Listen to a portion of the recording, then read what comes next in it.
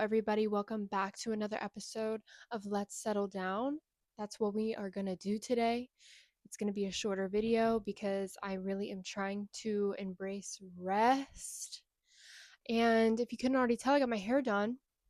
I got a shag, kind of like a wolf cut shag type of deal. Look at all those layers. Woo! Yeah, girl. Okay, it's giving 70s and I'm here for it. It's too hot. It's too hot for all of that hair, and if I'm getting a haircut, might as well do something I've never done before because that's just the kind of person I am. I'm going to try it out. A lot of people are a lot of people wish that they had hair. So, why not just embrace the hair that I have and try something new? And that's what we did. We got a shag. I'm shagged up. So I like it. I like it. I actually went and got my hair done today. I hope everyone has had a good week so far. We'll get into my week and let's just go ahead and do that. I actually wanted to mention something crazy that just happened like literally 30 minutes ago. Okay. So I was at the intersection like right before I get to my house. And I have a Kia, like my car is a Kia Cadenza. Okay. You look that up. They stopped making it. I immediately needed a new car. It was kind of like an emergency type of thing. I was torn between one car that could last a while but had high mileage, and then another car with like super low mileage for a pretty good price. So I chose the low mileage one because knock on freaking wood, I don't think my Kia is going to blow up before the mileage gets super high. So yeah, I bought that car with like 20,000 something miles on it. Super good. Super good car, but I was like I've never seen this brand of car before. So I looked up Kia Cadenzas, and apparently Kia stopped making these cars because they were like, "Oh, we're making a lot of money on our SUVs. We don't need to make this car cuz like it's kind of like fake, like not fake luxury, but like they were trying to do like a Lexus type of deal, like a luxury car type of thing." So that's what I got, and low mileage. It looks good. It's got really good functions. Moonroof, which is like the selling point for me, and the low mileage. Hello, good deal. Anyways, since this type of car is discontinued and really was only out for like 2 years, um, I've never seen a Kia Cadenza on the road before, and I've had this car for almost no, yeah, I don't know. In 3 months, it'll be a year, I think. I don't know, whatever. But yeah, and I'm on the road a lot, and I have yet to see a Kia Cadenza. But today I saw a Kia Cadenza. I saw a fellow Kia Cadenza literally 30 minutes ago. I am still on a high from that. I was like, no way, no way. And this is how I knew. I was sitting at the intersection and I looked in front of me, and they were going, I was turning left. They were coming, and I saw this black car because Kia Cadenzas, they're only either black or white. That's the only style that they made. And I have the white one. I'm just telling you, do you want my license plate too? Shit. Anyways, I drive the white one. There's also a black one. I look at the car oncoming cars, and one like flashed their headlights twice and then did like a little, the Jeep waves like that. He did that to me, and I was like, oh my god, wait. And then like I realized, and I was freaking out. I was like, that's a Kia Cadenza, like. And it's so crazy. That's how you know that these cars are not on the road, because he literally saw that I had one, flashed his lights at me and waved at me, because he probably never sees them either, because they are not on the road. Like, here's a challenge for you. If you're going on a road trip or something, look for a Kia Cadenza. You're probably not going to see one. So that was pretty rare, and it's in my town, and I was like, oh my god, that is so cool. I think I waved back. I think I was just freaking out. Hopefully, like, he knew that, like, oh my, yeah, cadenza, twinning up on him. But that was really sick. Like, that was like the first time I've ever seen another car that is just like mine on the road. Yeah, so that interaction was really fun. Yeah, moving on. So I think in my last episode, did I mention that I had to get an MRI? Well, I got one. I got an MRI on Monday, and let's just say I know I expressed to you guys my CT scan experience and how I freaked out. Well, the MRI, I was like, that's gonna be 10 times worse because I'm gonna be in the whole, like, my whole body's gonna be in there. I'm gonna be, I don't know. They asked me, like, are you claustrophobic? And I was like, I don't find myself in tight spaces very often. So I have no idea. And he was like, well, we're about to find out. Okay. That calmed me down. But, anyways, the MRI went a lot better than my CT scan did. If you're new here, okay, if you want to catch up on some things, I am having health issues with I got my gallbladder taken out. And so it's just a long journey of my body adjusting. Bunch of scans, bunch of tests just to make sure they did everything right. So, yes, I got my MRI. It was what an experience. Okay. So I walk in and it's like 7 a.m. So I'm pretty tired. I wanted to be tired. So I stayed up a little late the night before because I wanted to just kind of like be too tired to be hyper aware while I was in there. But everyone was really nice, but they gave me these noise canceling headphones and he asked me if I wanted to put it on a certain station. Duh, like, yeah, okay, what are your options?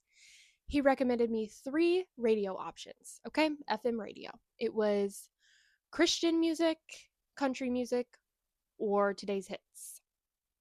Obviously, I went with today's hits because, I just went with today's hits. Yeah.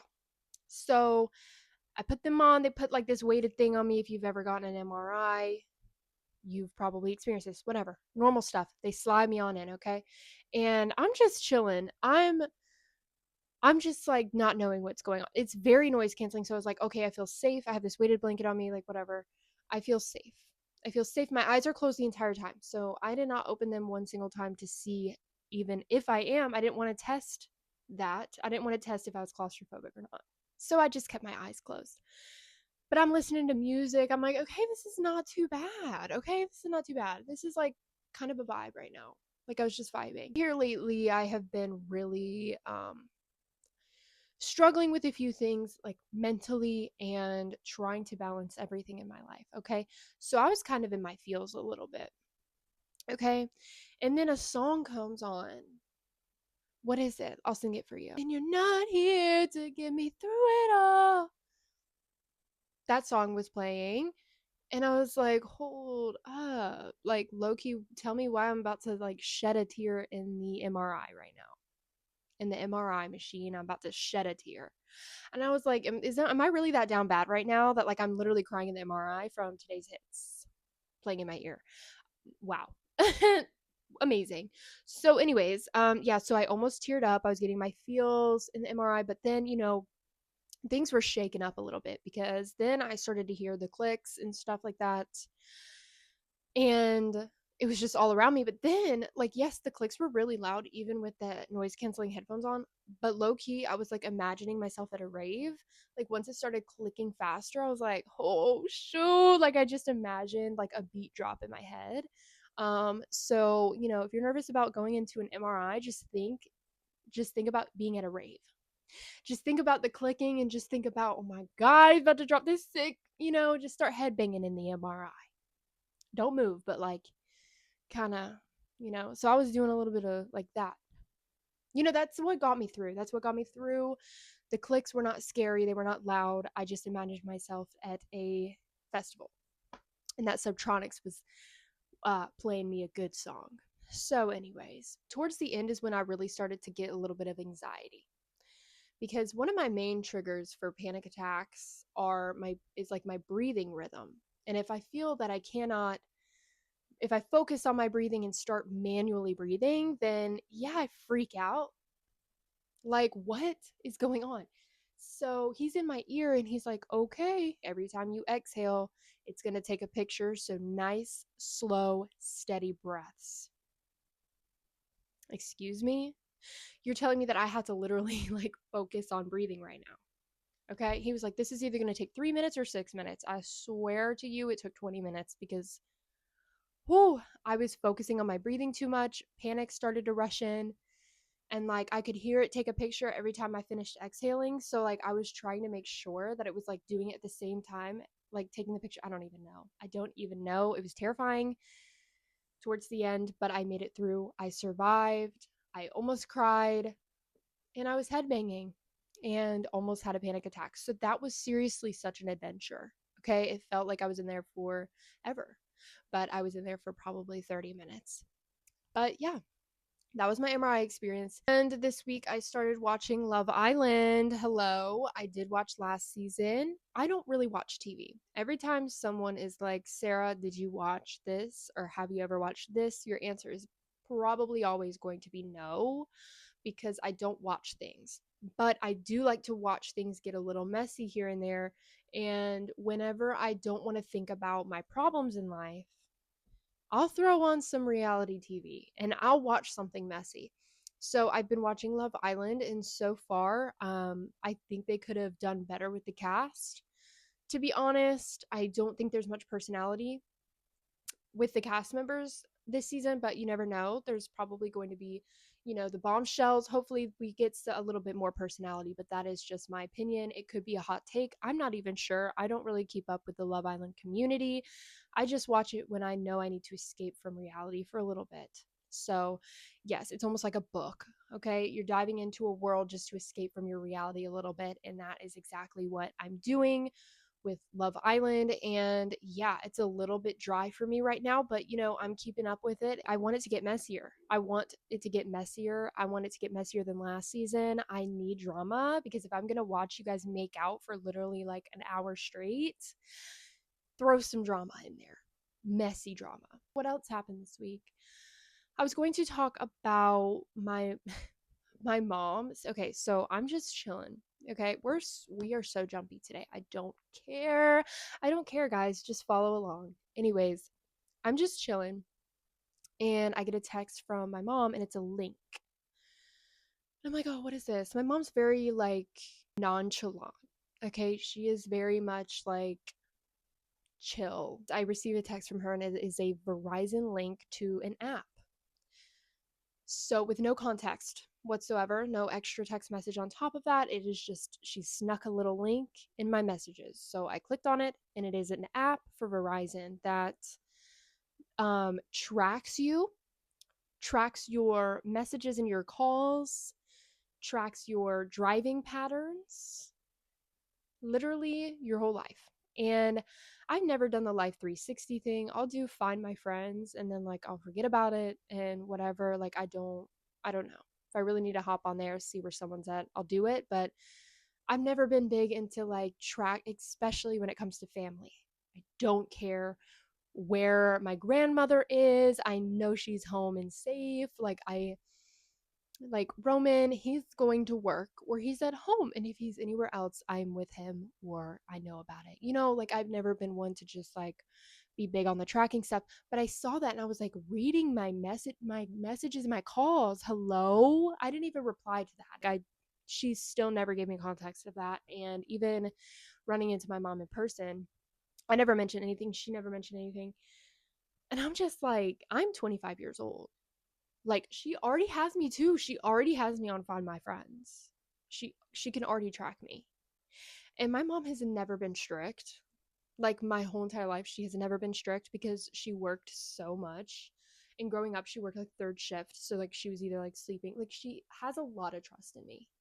And there was one point in my life where she probably shouldn't have had a lot of trust in me, but you know what? It grows character, and look where I'm at today. Like I am so much better. But yeah, she's never been strict. So I thought it was like the funniest thing of her like sliding this link, trying to get me to join this app where it like tracks your messages and your calls. Like, I don't know if that's what she's trying to do, but she already tracks me.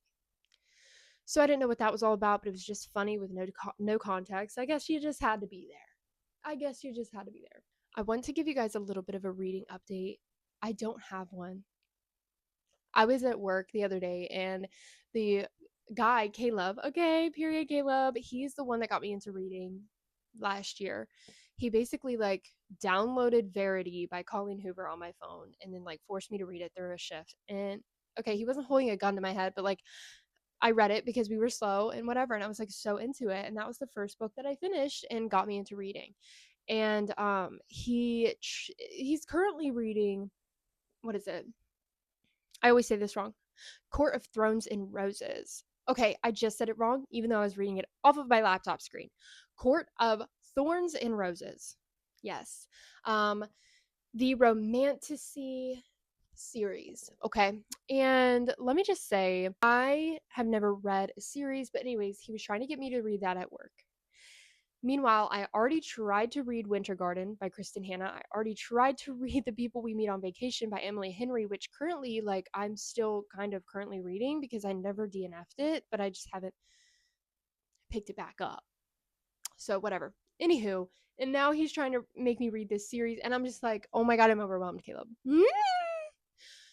But I did read like 2 or 3 pages at work of that book. So, I guess you could say I'm reading multiple books. Just kidding. Like, I genuinely am so overwhelmed with my reading goal. And you know what? I think I ruined it for myself. I think I ruined my reading for myself by giving myself a book goal of 40 books this year. And I also think I put myself in a reading slump because I was limiting myself to only reading my physical TBR, only reading what I bought with my own money. And I think that really limited me to what I could read. And being a mood reader, like, that's kind of hard to do. So I really did that to myself. I put myself in a huge slump, and I'm still in this slump now. I just don't have time for it because I am taking quite a bit of classes for summer semester just to, I'm trying to hurry up and get this degree. No breaks. Summer break. I'm not going to take a break. Like, I need to get this degree. Hello, we need to progress in life. I'm already late. Not really, though. It's never too late. It's never too late. But I put a lot of pressure on myself. Anywho, with work, school, all this stuff, like, this is my downtime today. And I'm literally still doing something that I want to progress in, and that is my YouTube channel. So, I'm always working on something that is going to progress in the future. Reading is just something that is like slipping from it. I still have a goal. Reading is still a hobby, but it's kind of slipping away a little bit because I only have so much time to do so much, you know? And when I do have like half of a day free, I'm like paralyzed in decision. I'm like, oh, I could read, but like also I could like get all these insane thoughts down on my journal. And yeah, I'm juggling so much, and reading is just kind of slipping away from me right now, but that does not mean I'll never read again. So that's my reading update. And I also wanted to talk about my sobriety journey with you guys for a little bit. I feel like I don't really mention much of my sobriety journey with you guys. Still sober, period, like as I should. I am 2 years sober in a few months. And yeah, I'm just gonna say, with all these things in my life and all the pressure that I put on myself for progression and being this age and not feeling like I'm where I want to be, and asking myself, like, oh my God, why did I have to become an alcoholic? Why did I have to take a 3-year gap from college? Like, I'm running late, like, period. And then, like, why did I have to make all these fake friends and then lose them, getting sober and starting all over again with friendships? And, like, I'm asking myself why a lot. Especially lately, I'm asking myself, am I making the right decisions? Am I, you know, paving the right path for myself? And yeah, I'm questioning a lot of things in my life lately, and it really all came crashing down on me. Specifically, yesterday was terrible. It was terrible. I really have not felt that low in quite a long time. And it's not even that I felt low. It's just that I felt overwhelmed, so overwhelmed that I was like, I sat on my room floor and just like stared at the wall, feeling so numb, and like cried so much. Um, and I'm not saying any of this to pity. I'm just saying that sobriety is not a linear thing. Okay, sobriety is like this. Okay, but as long as you are not picking up the drink, you are fine, okay? Right? Because, like, whatever. Whenever I feel super overwhelmed like that, like, I want to run away from my responsibilities. And the way that I ran from my emotions and my responsibilities and my overwhelming emotions, I would drink. I would literally drink them away. I would drink and I would not have to think about it. It would leave my mind. I would feel so good. Like, come on. This is not an advertisement for alcohol, let me just say. But it did take away everything, okay? But it ruined my life, okay? It ruined my life, and it is the reason that I'm questioning my decisions to this day. I want to be raw, real, open, and like vulnerable on here. And because if I can reach one person or have some, like at least one person like relate to me, like I know that like I'm doing the right thing by blasting myself like this. But no, like I haven't felt that way in a very long time like I did yesterday. And I never wanted a drink so bad, but I didn't do it. And I'm not gonna get emotional again because like I'm just numb. Okay, there's no more tears left for me to cry, but yeah, I wanted to numb my feelings yesterday. I wanted to run from myself, run from my responsibilities because it all feels too much. I feel like with my circumstances, I never got the correct guidance.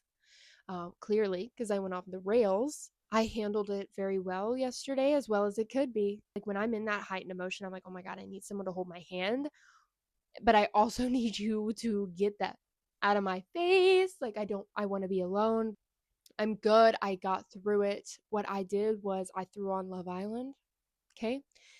I cried a lot and I clenched my fists a lot. You know what I mean? Like, I had so much, it makes me angry. It was making me so angry that I couldn't drink.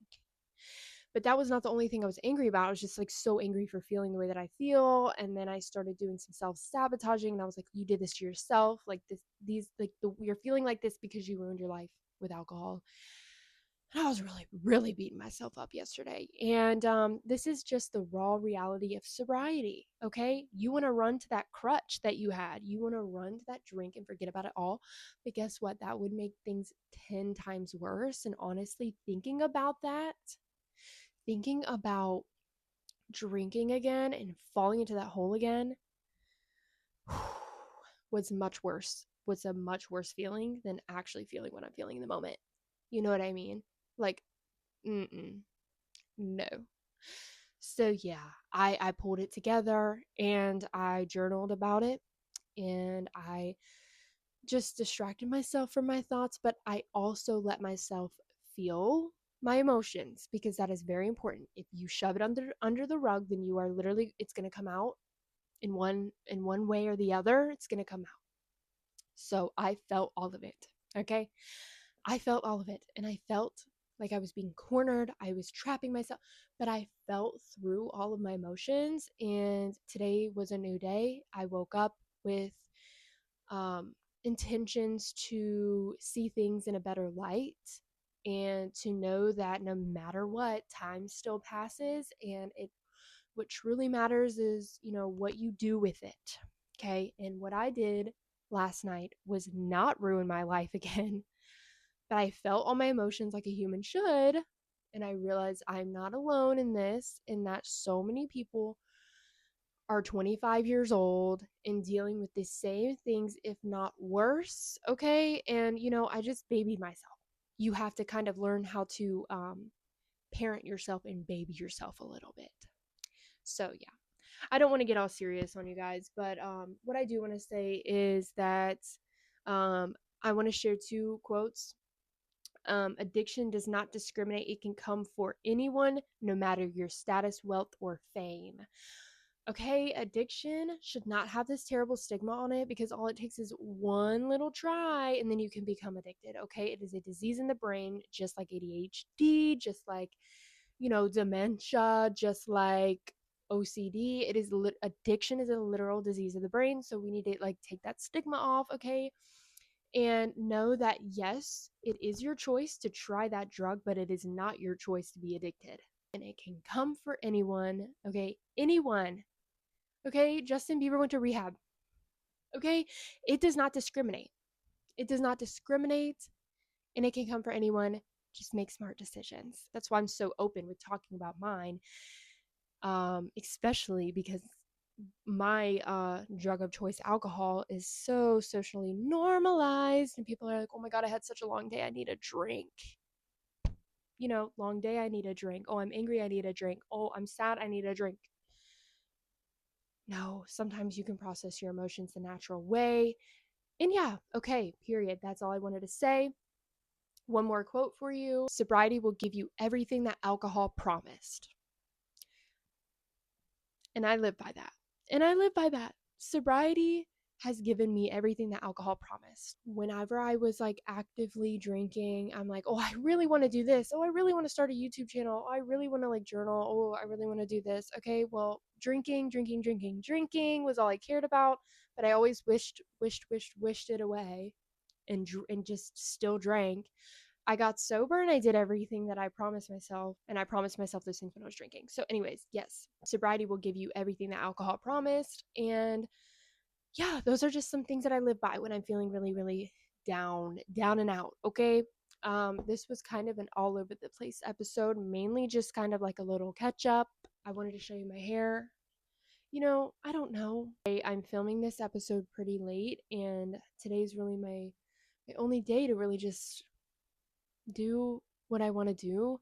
And I am being so consistent with this YouTube channel that I was like, I'm just going to sit down and I'm going to film a little catch up video. Nothing too specific. I want to get my brother on this channel very soon.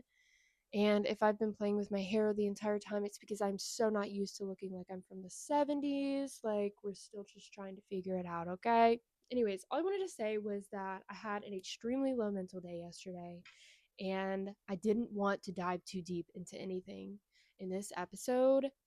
I just really wanted to give an update and catch up. And I really want to wish everybody a really good week. And I'm going to continue being strong. And I hope that you guys took something away from this video, whether it be advice with addiction or, just you're just straight up enjoying me speak. I don't know. But I will see you guys next week. Thank you guys so much for tuning into this quick little video. Bye, guys.